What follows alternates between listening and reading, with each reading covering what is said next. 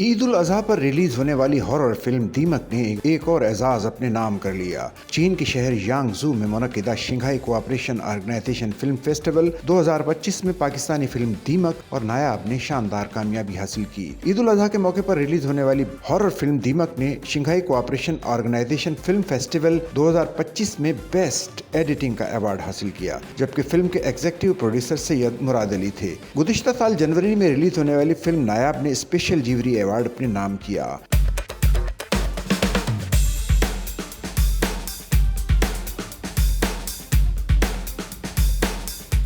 چینی ضلع یانگزو میں منعقدہ SCO فلم فیسٹیول 5 روز تک جاری رہا۔ فیسٹیول میں فلم دیمک کے ہدایت کار رافع راشدی اور اداکارہ سونیا حسین نے بیسٹ ایڈیٹنگ کا ایوارڈ حاصل کیا، جبکہ فلم نایاب کے ہدایت کار عمیر ناصر علی اور اداکار اسامہ خان نے اسپیشل جیوری کا ایوارڈ حاصل کیا۔ فلم فیسٹیول میں پاکستانی وفد کی نمائندگی کرنے والوں میں پاکستان فلم پروڈیوسرز ایسوسی ایشن کے چیئرمین شہزاد رفیق، جیوری ممبر فلم ڈسٹریبیوٹر ندیم مانڈوی والا، عرفان ملک، وزیر مملکت برائے تعلیم Wajiha Qamar, director general DEMP Samina Farzeen, Pakistan embassy China سے منظور علی، فلم نایاب کے ڈائریکٹر عمیر ناصر علی، پروڈیوسر روبینہ عمیر، نعمان خان اور اداکار اسامہ خان شامل تھے۔